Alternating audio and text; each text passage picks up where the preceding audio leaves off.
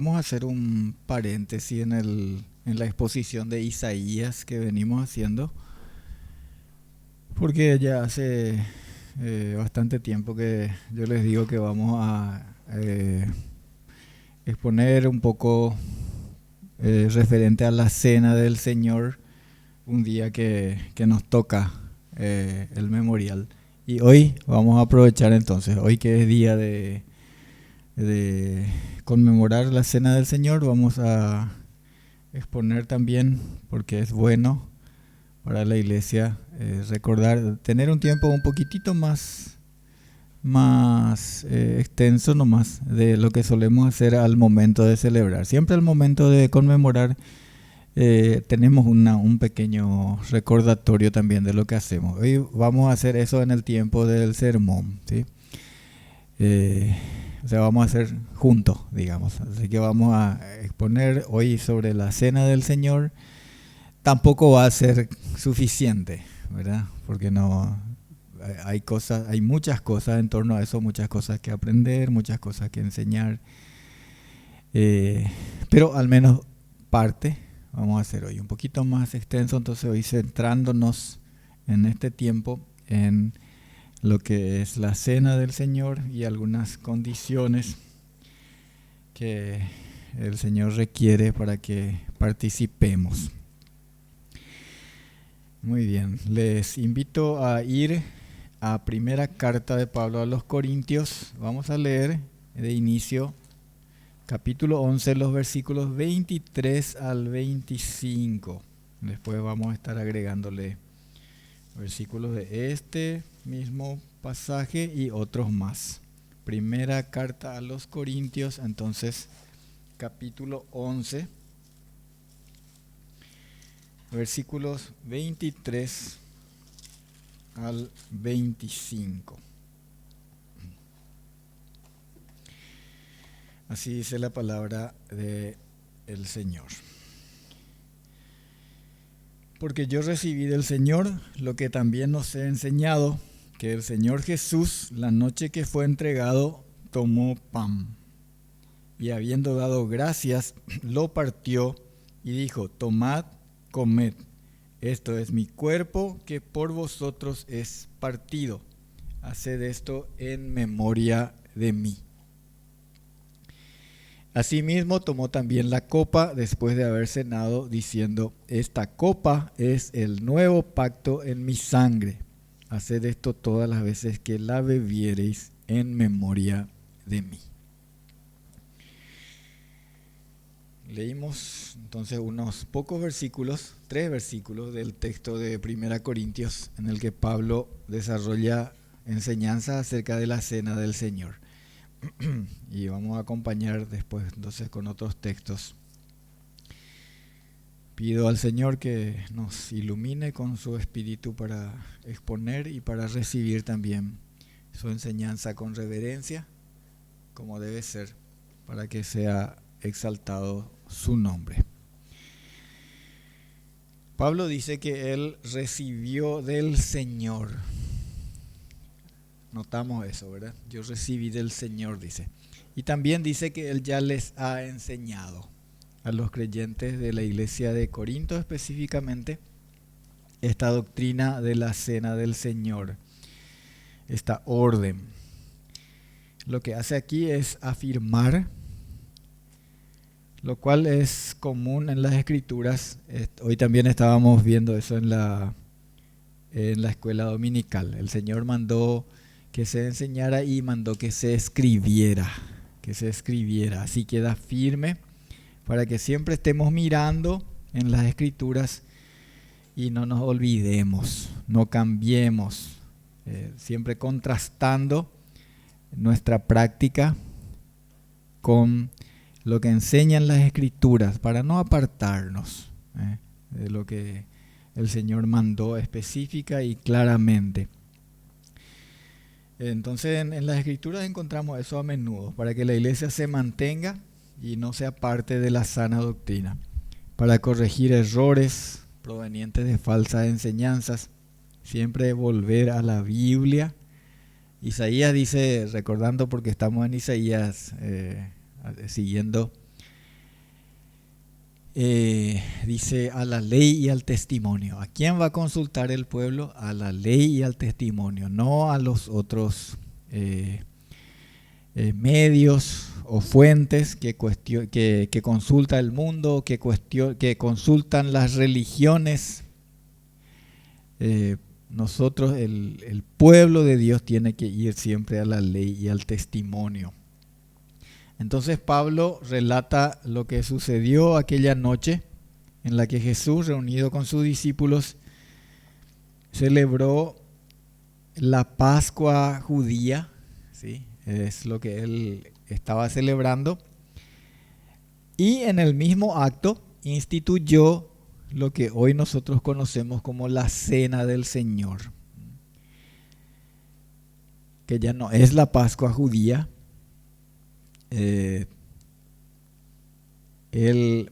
Por eso habla de la sangre del nuevo pacto, o el nuevo pacto en mi sangre, dice. Ya no es aquel antiguo pacto, sino el nuevo pacto en la sangre de Cristo, que les mandó a sus discípulos conmemorar. Y como él dice, hagan esto en memoria de mí. Algunos destaques vamos a hacer hoy. Ya les dije que no va a ser completo, pero espero en el Señor que sea todo ajustado a la verdad conforme a su palabra. Conforme leímos, y se lee también en los evangelios, en Mateo, Marcos y Lucas, Jesús partió el pan y les dio a beber del jugo del producto de la vid en aquella copa, diciendo: esto es mi cuerpo y esta es mi sangre, o el nuevo pacto en mi sangre. Encontramos en los textos de los evangelios sinópticos. Y en el evangelio de Juan no se encuentra este mismo relato, pero sí hay otro referente que es de gran ayuda para comprender lo que el Señor estaba declarando cuando decía mi cuerpo y mi sangre. Y yo les invito a ir ahora a San Juan, Evangelio de Juan, capítulo 6. Vamos a leer algunos versículos ahí, varios versículos, así que pueden tener ahí señalado también. Vamos a estar leyendo San Juan capítulo 6. Leemos primero el versículo 35. Jesús les dijo: yo soy el pan de vida. El que a mí viene nunca tendrá hambre, y el que en mí cree no tendrá sed jamás. Yo soy el pan de vida, dice. Y después, en los siguientes versículos, en el 36, comienza ya a hablar del creer. Sí, mas os he dicho que aunque me habéis visto, no creéis, dice. Y va intercambiando los conceptos de creer en Él, creer en mí, dice, con comer su cuerpo, comer mi cuerpo, comer mi carne, beber mi sangre, teniendo en ambos casos el mismo efecto que es, o el mismo resultado, que es tener vida eterna. Entonces nosotros encontramos que él habla de creer en Él para tener vida eterna, y habla de comer su cuerpo para tener vida eterna, comer su cuerpo y beber su sangre para tener vida eterna. No se trata de dos cosas que tenemos que hacer, sino de una sola. Llamado de distintas maneras. Y así vamos a mostrar esto. Versículo 40, por ejemplo, dice: y esta es la voluntad del que me ha enviado, que todo aquel que ve al Hijo y cree en Él tenga vida eterna, y yo le resucitaré en el día postrero. Vamos a hacer un salto al versículo 47. Leemos ahora 47 y 48. De cierto os digo, el que cree en mí, tiene vida eterna. Yo soy el pan de vida. Versículos 49 y 50. Vuestros padres comieron el maná en el desierto y murieron. Este es el pan que desciende del cielo, para que el que de él come no muera. 51. Yo soy el pan vivo que descendió del cielo. Si alguno comiere de este pan, vivirá para siempre. Y el pan que yo daré es mi carne, la cual yo daré por la vida del mundo. Y ahora vamos a leer 52 al 56. Entonces los judíos contendían entre sí diciendo: ¿cómo puede éste darnos a comer su carne? Jesús les dijo: de cierto os digo, si no coméis la carne del Hijo del Hombre y bebéis su sangre, no tenéis vida en vosotros. El que come mi carne y bebe mi sangre tiene vida eterna, y yo le resucitaré en el día postrero, porque mi carne es verdadera comida y mi sangre es verdadera bebida. El que come mi carne y bebe mi sangre, en mí permanece y yo en él. Vemos entonces, hermanos, que aquellas palabras corresponden a un mismo hecho, la fe y el comer su carne, creer en él. Pero a los oyentes dice que les parecieron muy duras esas palabras. Jesús insistió, sin embargo, en ellas, y un poco más adelante dice algo que tenía que aclararle a ellos y también a nosotros, qué es lo que significa comer su carne, porque ellos se escandalizaron. ¿Qué? Este nos va a dar de comer su carne. ¿Sí? Y vamos a leer versículos 60 al 63. Al oírlas, muchos de sus discípulos dijeron: dura es esta palabra, ¿quién las puede oír? Sabiendo Jesús en sí mismo que sus discípulos murmuraban de esto, les dijo: esto os ofende, pues que si viereis al Hijo del Hombre subir a donde estaba primero, el Espíritu es el que da vida, la carne para nada aprovecha. Las palabras que yo os he hablado son espíritu y son vida. Yo podría decir esto mismo, pero sería un poco argel. Sería probablemente más,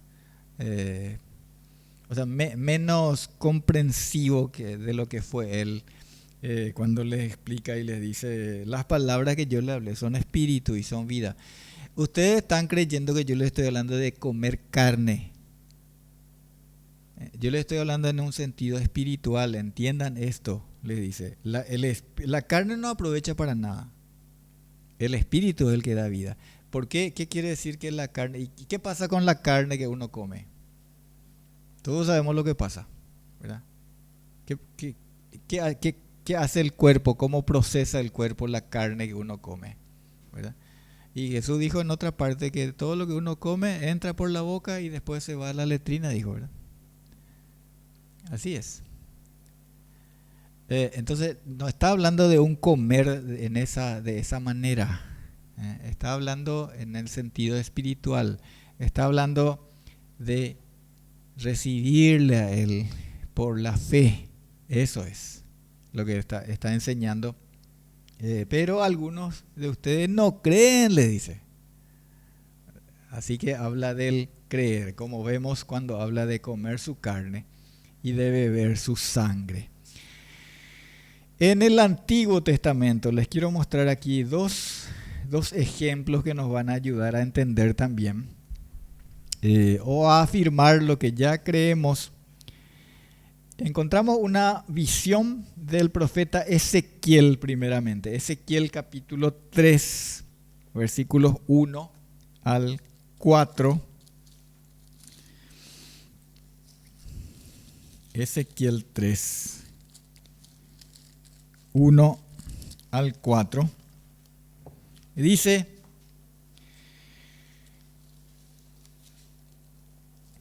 me dijo: hijo de hombre, come lo que hayas, come este rollo y ve y habla a la casa de Israel. Y abrí mi boca y me hizo comer aquel rollo. Y me dijo: hijo de hombre, alimenta tu vientre y llena tus entrañas de este rollo que yo te doy. Y lo comí, y fue en mi boca dulce como miel. Luego me dijo: hijo de hombre, ve y entra a la casa de Israel y habla a ellos con mis palabras. Entonces Dios le ordena a Ezequiel comer el rollo. El rollo es el libro de sus palabras y él obedeció. Ahora, es claro que lo que sucede es que el Señor le manda llenarse su corazón, su mente, con las palabras de Dios, con el fin de ir y comunicarlas al pueblo. Con respecto a la sangre, hay un pasaje en la vida de David. No es todavía el rey David, es el prófugo David todavía, ¿verdad? Huyendo de Saúl todavía. Segundo libro de Samuel, capítulo 23, versículos 14 al 17. Segundo libro de Samuel.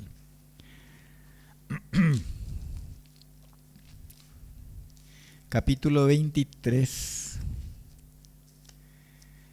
versículos 14 al 17 vamos a leer.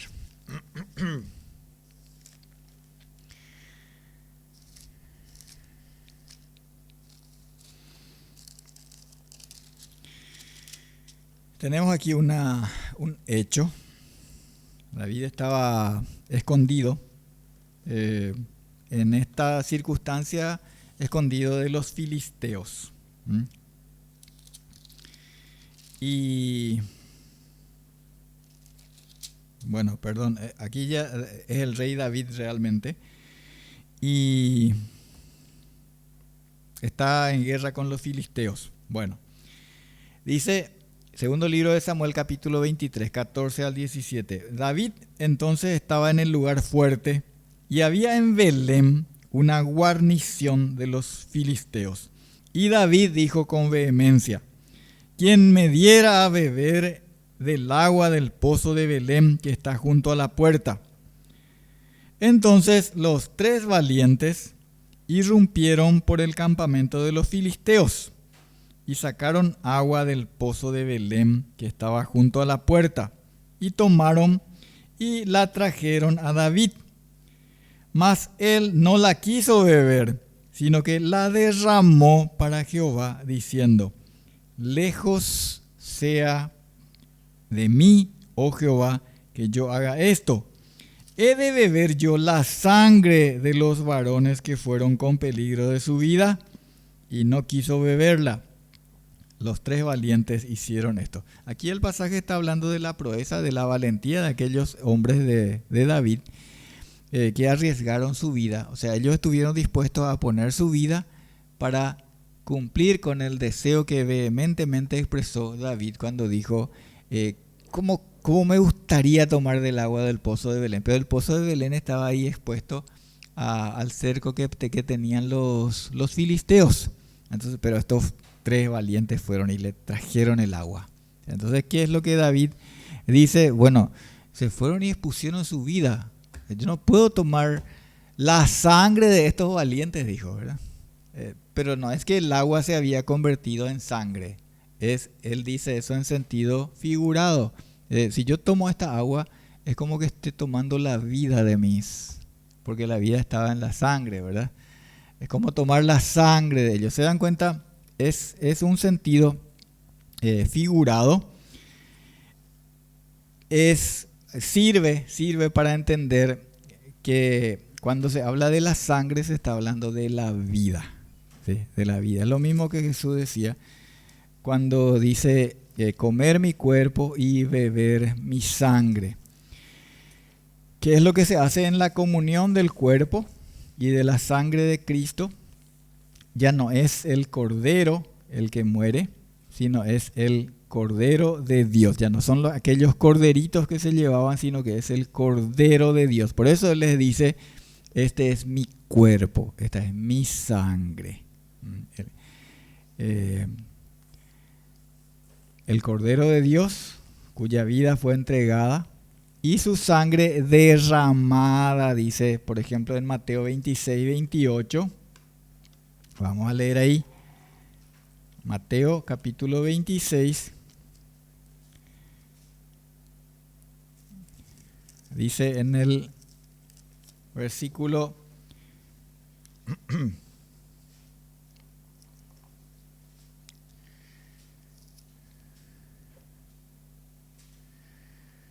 versículo 28.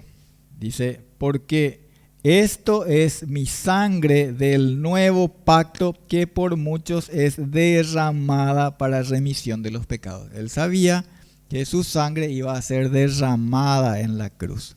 Y simbólicamente, él cuando les daba la copa para que bebieran, entonces le estaba dando a beber su sangre, ¿sí? Porque él iba a ofrendar su vida.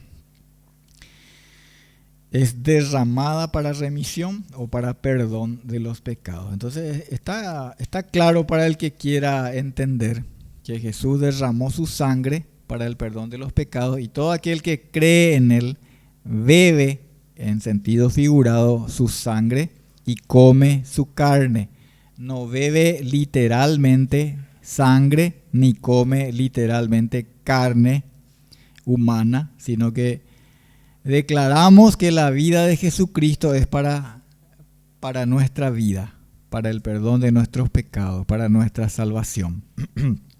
Por Él vivimos, porque Él se dio a sí mismo por nosotros. Por eso mandó hacer esto en memoria. No pidió repetir el acto sacrificial, ni siquiera de manera incruenta, como se dice también, para agregar, para explicar que sí es el mismo sacrificio, pero ya no es así de la manera cruel que se hizo, sino que es de una manera incruenta, y no hay nada de eso. Es clara la palabra de Dios también cuando dice que eso fue hecho una vez para siempre. Él se ofreció una sola vez para siempre. No hay repetición de ese sacrificio. Es una vez para siempre, y lo que después se manda a hacer es en memoria, en recordación. Se entiende eso. Se puede entender eso cuando uno quiere entender. Esto es un tema complicado incluso para... no solamente para la iglesia católica. Ustedes saben que es un tema de discusión y de debate también con algunas denominaciones del protestantismo, vamos a llamarle así. Pero es un tema que, si uno lee la escritura en el contexto, entiende qué es lo que Jesús estaba diciendo. Muchas veces Jesús dijo de sí ser algo que claramente es espiritual, es en un sentido verdadero, pero espiritual, ¿sí? No físico. Por ejemplo, cuando Jesús dice que tenemos que comer su cuerpo, está hablando en un sentido verdadero, pero espiritual. Cuando Él dice, esto es mi cuerpo, entonces no es su cuerpo literalmente. Cuando Él dice, yo soy la puerta, obviamente Él no es una puerta, ¿verdad?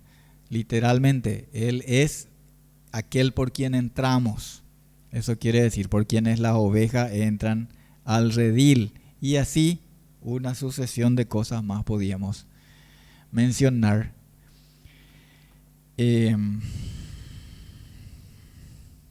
Declaramos, cuando comemos su carne y cuando bebemos su sangre en el sentido espiritual, que la vida de Jesucristo es para nuestra vida. Por Él vivimos, porque Él se dio a sí mismo por nosotros. En memoria, o sea, para recordar, porque somos de memoria tan frágil, somos tan frágiles, que si no hacemos estas cosas, si no tenemos recordatorios, entonces muy pronto olvidamos o no tenemos cómo mostrar, cómo enseñar. Y siempre Dios usó este proceder también. Por eso, por ejemplo, a Josué le dice que saque piedras del río y que levante un monumento, recordatorio ahí. Y cuando sus hijos les pregunten qué es esto, entonces ustedes le van a explicar. Así, ese es el proceder de Dios. Y por eso mandó a hacer esto entonces en memoria, para recordar, no para volver para repetir el sacrificio, sino que para recordar. Y además, considerar siempre que este recordatorio que tenemos es la comunión con Jesucristo, y por medio de Jesucristo con el Padre, y en Él comunión unos con otros. Vamos a 1 Corintios 10 ahora. 1 Corintios 10, 16 y 17.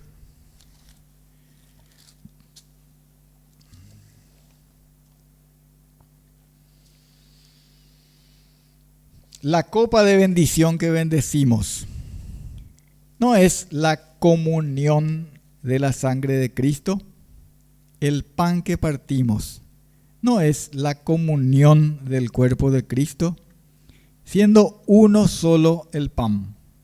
Nosotros, con ser muchos, somos un cuerpo, pues todos participamos de aquel mismo pan.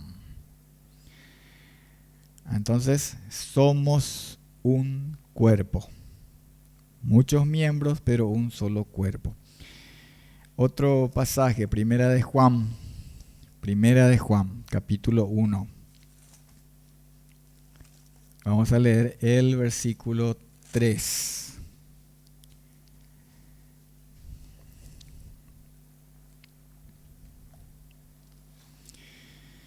Lo que hemos visto y oído, eso os anunciamos, para que también vosotros tengáis comunión con nosotros.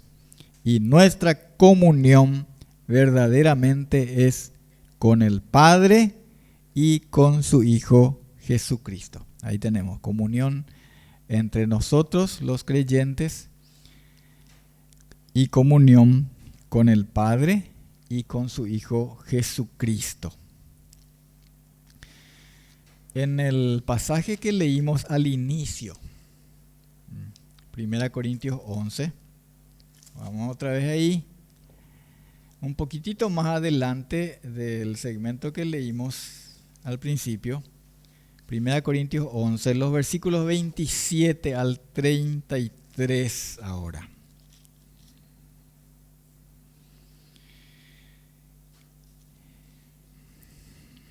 De manera que cualquiera que comiere este pan o bebiere esta copa del Señor indignamente será culpado del cuerpo y de la sangre del Señor. Por tanto, pruébese cada uno a sí mismo y coma así del pan y beba de la copa. Porque el que come y bebe indignamente, sin discernir el cuerpo del Señor, juicio come y bebe para sí. Por lo cual hay muchos enfermos y debilitados entre vosotros, y muchos duermen. Si pues nos examinásemos a nosotros mismos, no seríamos juzgados.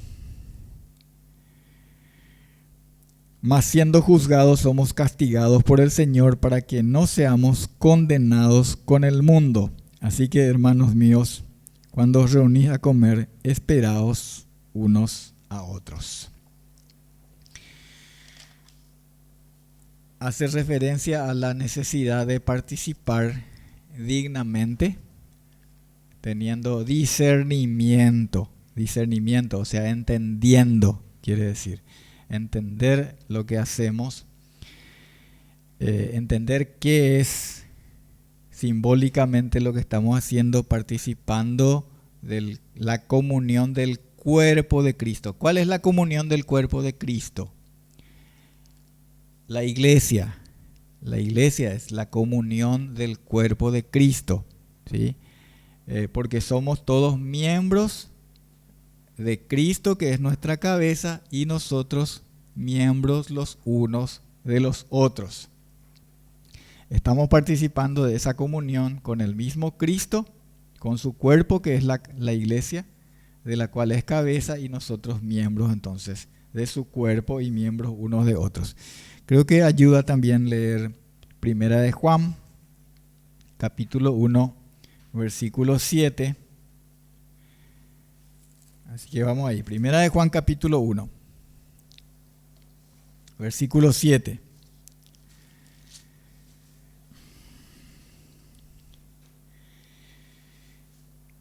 Pero si andamos en luz, como Él está en luz, tenemos comunión unos con otros.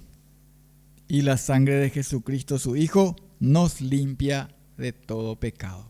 Si andamos en luz, tenemos comunión unos con otros. Estamos en Primera de Juan, vamos al capítulo 2, versículos 9 y 10.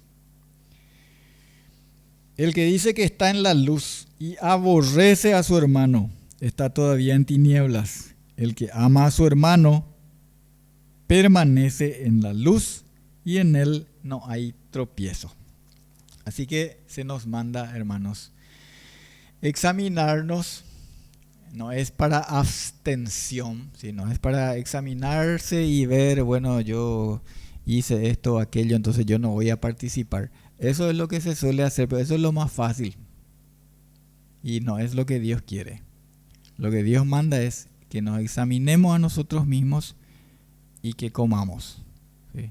Quiere decir que yo me tengo que examinar, tengo que discernir en qué es lo que estamos haciendo, la comunión del cuerpo de Cristo, y obedecer al Señor en cuanto a cuál debe ser mi relación con su cuerpo, con su iglesia, con Él y con su iglesia. Andar en la luz, no aborreciéndonos unos a otros, sino amándonos unos a otros como hermanos. Eso es, hermanos, tener discernimiento del cuerpo de Cristo cuando comemos la comunión del cuerpo de Cristo. Nos manda a examinarnos para poder participar dignamente, y entonces dice, y coma así y beba así. Finalmente, tiene el propósito de anunciar la muerte del Señor hasta que Él venga. Así leímos, ¿verdad? En nuestro pasaje. Es el mensaje para adentro y para afuera. Nosotros predicamos, anunciamos la muerte del Señor hasta que Él venga en la iglesia, y anunciamos ese mensaje para afuera, para los que no conocen al Señor. Y el mensaje en el cual perseveramos, dice en 1 Corintios 15, voy a leer un poquitito de ese pasaje porque es muy importante. Yo estoy mirando el tiempo, vamos a terminar en el tiempo estimado. 1 Corintios, capítulo 15.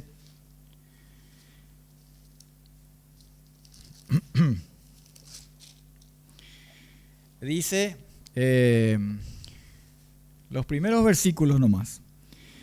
Además, os declaro, hermanos, el evangelio que os he predicado, en el cual también recibisteis, en el cual también perseveráis. Por el cual asimismo, si retenéis la palabra que os he predicado, sois salvos, si no creísteis en vano. Y después dice cuál es ese evangelio: que Cristo murió por nuestros pecados conforme a las Escrituras, que fue sepultado y que resucitó al tercer día conforme a las Escrituras, a quienes se les apareció y todo eso. En este evangelio, hermanos, nosotros perseveramos. Por eso necesitamos recordar y predicar siempre el evangelio en la iglesia. Y por eso necesitamos hacer el recordatorio, para que no nos olvidemos de dónde procede nuestra salvación, para que no salgamos con un evangelio diferente, un evangelio distinto, un evangelio de tal o cual cosa. ¿Sí? No hay. Solamente este es el evangelio. Si alguno viene con otro evangelio, sea anatema, dice el Señor. Estas cosas recordamos siempre, aunque ya las sepamos. También dice en otros pasajes de la Escritura, dice Pedro, por ejemplo, yo les voy a recordar siempre estas cosas, aunque yo sé que ustedes ya saben, pero tenemos que hacer, tenemos que recordar. Hasta que Él vuelva, dice, y eso nos proyecta hacia el cielo, hacia la esperanza firme y segura que tenemos. Nos preparamos para eso santificándonos, porque el que tiene esta esperanza, dice en 1 Juan 3, se santifica a sí mismo.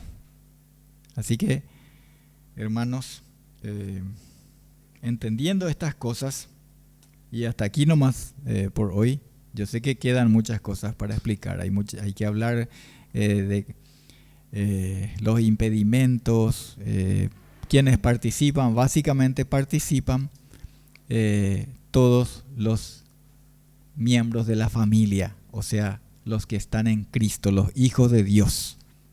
Quienes no participan, los extraños, así dice la palabra de Dios. Pero no vamos a abundar en eso ahora, o si no va a ser muy largo. Ahora, hermanos, les invito a prepararnos entonces, básicamente examinándonos a nosotros mismos, y si es que hay que, como casi siempre encontramos, vamos a pedir perdón en oración también, y después vamos a comer así y beber así, como mandó el Señor.